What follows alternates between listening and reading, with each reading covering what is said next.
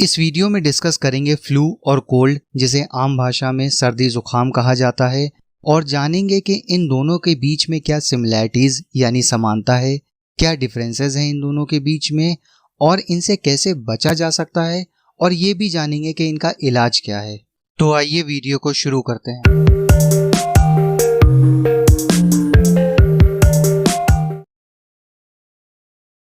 पहले बात करते हैं फ्लू और कोल्ड में क्या सिमिलैरिटीज हैं। फ्लू और कोल्ड दोनों ही वायरस की वजह से होते हैं और ये हमारे रेस्पिरेटरी सिस्टम, गले, सांस की नली और लंग्स को इफेक्ट करते हैं।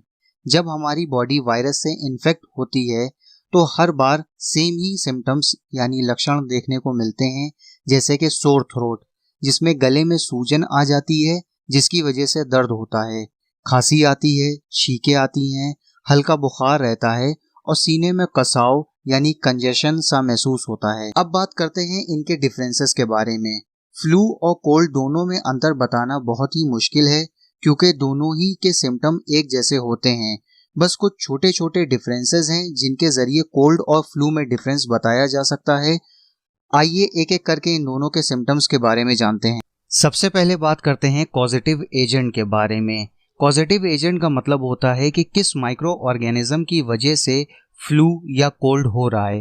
फ्लू इन्फ्लुएंजा वायरसेस की वजह से होता है और इन्फ्लुएंजा वायरसेस 4 तरीके के होते हैं, जैसे कि influenza A, influenza B, influenza C और इन्फ्लुएंजा डी। और फ्लू होने का सबसे कॉमन कॉज जो होता है वो इन्फ्लुएंजा ए की वजह से सबसे ज़्यादा फ्लू होता है। वहीं पर अगर कॉमन कोल्ड की बात की जाए तो कॉमन कोल्ड 200 से ज़्यादा वायरसेस की वजह से होता है, जिसमें कि राइनो वायरसेस सबसे ज़्यादा कॉमन हैं। और इसी वजह से कोल्ड का कोई एक परफेक्ट ट्रीटमेंट नहीं है। इसका ट्रीटमेंट हमेशा सिम्टोमेटिक रहता है क्योंकि आपको ये नहीं पता है कि किस वायरस की वजह से आपको कॉमन कोल्ड हुआ है। बात करते हैं कि सिम्टम ऑनसेट की।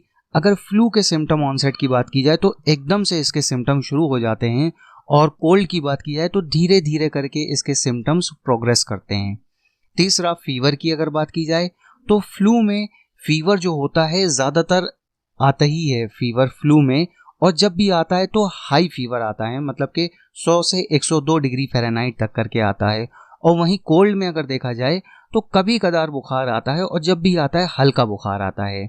नेक्स्ट पॉइंट की बात करें, अगर पेन होता है तो फ्लू में पेन यूजुअली होता है, ज़्यादातर टाइम देखा गया कि पेन होता है फ्लू में बॉडी में, और बहुत ज़्यादा पेन होता है कभी कदार तो।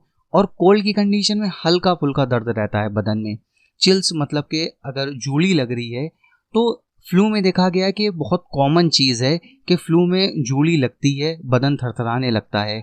और कोल्ड में देखा गया है कि ये कॉमन इतना नहीं है, अनकॉमन है। अगर वीकनेस, फटीग या थकान की बात की जाए तो फ्लू में ये चीज़ देखने को बहुत आम तौर से मिलती है कि आपको थकान होगी जो कि आपके 2-3 हफ्ते तक करके रह सकती है, और कोल्ड में ये कभी कदार थकान देखने को मिलती है। 7th पॉइंट है स्नीजिंग का, मतलब कि छींकें आना, तो फ्लू में कभी कदार देखने को मिलती हैं, और कॉमन कोल्ड में ये बहुत ही ज़्यादा कॉमन है कि आम तौर से देखने को मिलता ही है कि कोल्ड में छींकें आती हैं। नेक्स्ट पॉइंट, चेस्ट डिस्कम्फर्ट और कॉफ की अगर बात की जाए, खांसी की बात की जाए, तो फ्लू में ये बहुत ज़्यादा कॉमन होती हैं और कभी कदार सिवियर भी हो सकती हैं, मतलब कि कभी कदार घातक रूप भी ले सकती हैं।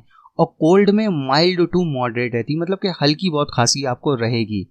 स्टफी नोज, मतलब कि नाक बंद रहना, तो फ्लू में कभी कदार होती है और कोल्ड में ज़्यादातर टाइम देखा जाता है कि स्टफी नोज होती है। सोर थ्रोट, जैसा कि पहले बताया था कि सोर थ्रोट में गले में सूजन आ जाती है जिसकी वजह से दर्द होता है, उसे सोर थ्रोट कहते हैं। तो फ्लू में ये कभी कदार देखने को मिलता है और कोल्ड में ये बहुत ही ज़्यादा आम। लास्ट पॉइंट की बात करते हैं हेडेक की, तो हेडेक बहुत ही ज़्यादा कॉमन है फ्लू में, और कोल्ड की कंडीशन में हेडेक बहुत ही कम देखने को मिलता है। अब बात करते हैं इसके प्रिवेंशन के बारे में, मतलब कि फ्लू और कोल्ड से कैसे बचा जा सकता है। उससे पहले कॉम्प्लिकेशंस के बारे में समझते हैं। कॉम्प्लिकेशन का मतलब ये होता है कि जब आपके फ्लू या कोल्ड हुआ है तो उस दौरान आपको और क्या क्या बीमारियां हो सकती हैं। फ्लू में पहले बात करते हैं कि फ्लू में साइनोसाइटिस हो सकता है। साइनसेस खाली जगहों को कहते हैं जो कि आपके चेहरे पर प्रेजेंट होती हैं, आपके माथे के पास प्रेजेंट होती हैं। उनमें जब इन्फेक्शन हो जाता है या इन्फ्लेमेशन हो जाता है तो उस चीज़ को साइनोसाइटिस कहते हैं। ब्रोंकाइटिस मतलब कि आपके ब्रोंक्यूल्स जो होते हैं लंग्स में, उसमें सूजन आ जाती है, उसे ब्रोंकाइटिस कहते हैं।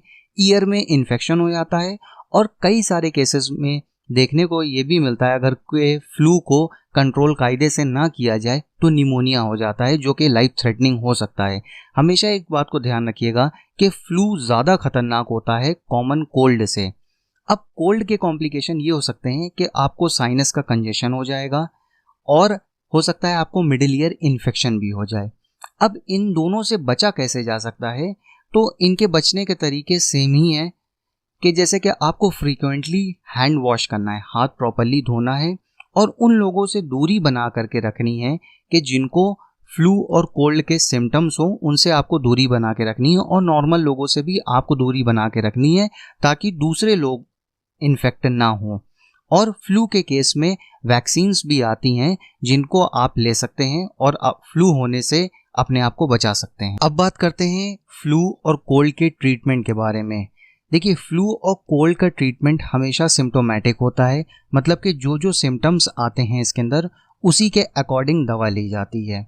अब दोनों ही कंडीशन में ट्रीटमेंट आपका सेम रहेगा, जैसे कि आपको खूब सारा सा पानी पीना है, ड्रिंक प्लेंटी ऑफ फ्लूइड्स, आपको रेस्ट करना है, और एनाल्जेसिक और एंटीपायरेटिक लेनी है। एनाल्जेसिक का मतलब जो कि दर्द को कम करेगी, और एंटीपायरेटिक का मतलब बुखार को कम करेगी। तो इसमें कॉम्बिनेशन वाली दवाएं चलती हैं जो दर्द भी कम करें और बुखार को भी कम करें, जैसे कि आपकी एसाइक्लोफेनेक और पैरासीटामोल का कॉम्बिनेशन आता है, मार्केट में ज़ीरोडॉल पी के नाम से अवेलेबल है। आप इसको दिन में 2 बार ले सकते हैं, और अगर आपको ज़्यादा दर्द हो रहा है या बुखार आ रहा है तो आप इसको दिन में 3 बार भी ले सकते हैं। नेक्स्ट है एंटीहिस्टामिनिक। एंटीहिस्टामिनिक में आप लोग लीवोसिट्राजिन ले सकते हैं। लीवोसिट्राजिन LCZ10 के नाम से आती है मार्केट में, और दिन में इसको 1 बार लेना है। और एंटीहिस्टामिनिक में डाइफेनहाइड्रामीन भी ले सकते हैं, लेकिन डाइफेनहाइड्रामीन सिंगल सॉल्ट में अवेलेबल नहीं होती है, और इसको कॉम्बिनेशन में ये मार्केट में मिलती है। तो इसके बारे में आगे भी डिस्कस करते हैं। नेक्स्ट बात करते हैं डीकंजेस्टेंट्स के बारे में। डीकंजेस्टेंट्स उन्हें कहते हैं जो कि कंजेशन को दूर करते हैं। इसमें बहुत अच्छा सॉल्ट है फिनाइल एफरीन, लेकिन ये सिंगली सॉल्ट अवेलेबल नहीं होता है, कॉम्बिनेशन में ज़्यादातर मार्केट में मिलता है। और इसके अलावा अगर आपकी नाक में भी कंजेशन है, नाक बंद सी लग रही है, तो इसके लिए आप लोग ऑक्सीमेटाजोलिन का इस्तेमाल कर सकते हैं, जो कि ऑट्रिविन के नाम से मार्केट में अवेलेबल है। इसका एक स्प्रे दोनों नॉस्ट्रल्स में डालिए, या जो भी नॉस्ट्रल आपकी बंद हो उसमें डालिए, और दिन में 2 से 3 बार इसका यूज़ किया जा सकता है। आखिरी में जिंक सप्लीमेंट का भी इस्तेमाल किया जा सकता है, और इसके भी रिजल्ट्स काफ़ी अच्छे देखने को मिलते हैं। जिंक का इस्तेमाल इस वजह से किया जाता है क्योंकि जिंक कैटलिस्ट की तरीके काम करता है इम्यून सिस्टम सेल्स के लिए। इम्यून सिस्टम सेल्स ऐसे सेल्स होते हैं हमारी बॉडी के जो कि वायरस या बैक्टीरिया से लड़ने में मदद करते हैं, और जिंक को उनमें कैटलिस्ट की तरीके काम करता है, मतलब कि उनको और ताकत प्रोवाइड करता है ताकि वो आए हुए बैक्टीरिया या वायरस से लड़ सके। तो जिंक का इफेक्ट बहुत अच्छा देखा गया है फ्लू और कोल्ड में को ठीक करने में।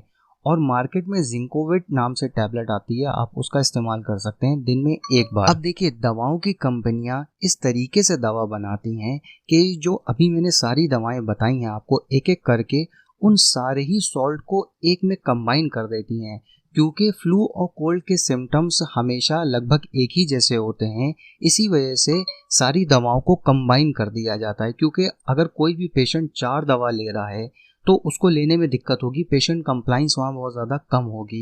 इसी वजह से सारे सॉल्ट को एक में मिला दिया जाता है और एक टैबलेट बना दी जाती है, और उसी को पेशेंट को दिन में 2 से 3 बार कंज्यूम करना पड़ता है, और सारे सिम्टम्स उसके धीरे धीरे करके दूर होने लगते हैं।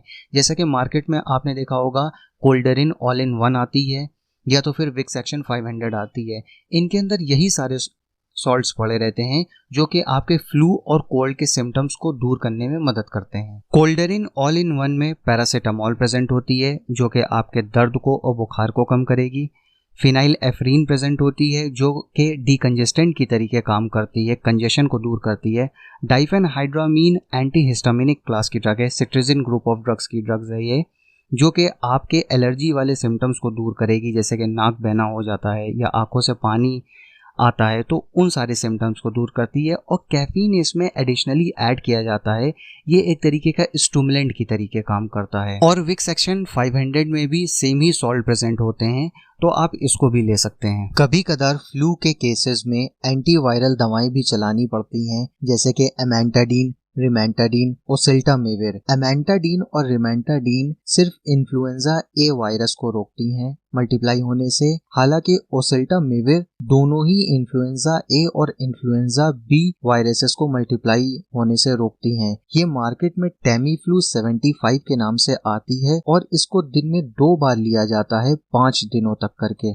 एंटीवायरल दवाएं वायरस का इन्फेक्शन होने के 48 घंटे के अंदर लेनी होती हैं, क्योंकि ये ऐसा पीरियड होता है जबकि वायरस मल्टीप्लाई कर रहा होता है, तभी ये दवाएं ज़्यादा इफेक्टिव होती हैं। और एक बहुत इंपॉर्टेंट चीज़ फ्लू और कोल्ड के ट्रीटमेंट में ये है कि आपको एंटीबायोटिक्स का इस्तेमाल नहीं करना है, क्योंकि एंटीबायोटिक बैक्टीरिया को किल करती हैं, ना कि वायरसेस को।